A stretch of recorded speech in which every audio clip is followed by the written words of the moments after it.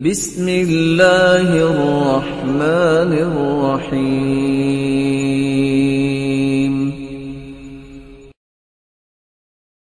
اللہ کے رسول فرماتے ہیں میں جب وہاں آگے آیا فَأَتَيْتُ عَلَى قَصْرٍ مُرَبَّعٍ مُشْرِفٍ، بہت بلند ایک محل، اس قدر خوبصورت۔ میں نے پوچھا یہ کس کا ہے؟ اور سب سونے کا یہ محل بنا ہوا۔ جامع ترمذی کی روایت ہے 3689۔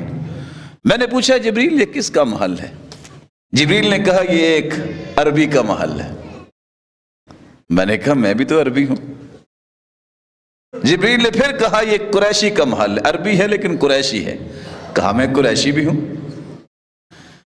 جبریل نے پھر کہا کہ کہ یہ قریشی کا ہے تو رسول اللہ صلی اللہ علیہ وسلم نے پھر پوچھا قریشی تو میں بھی ہوں لیکن یہ کس کا محل ہے؟ کہا یہ محمد مصطفیٰ کی امتی کا محل ہے۔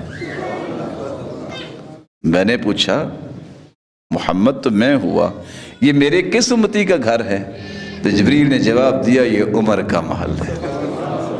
کوئی مچلتا ہے کوئی اچلتا ہے تو اس کی اپنی شوق اور ذوق کی بات ہے۔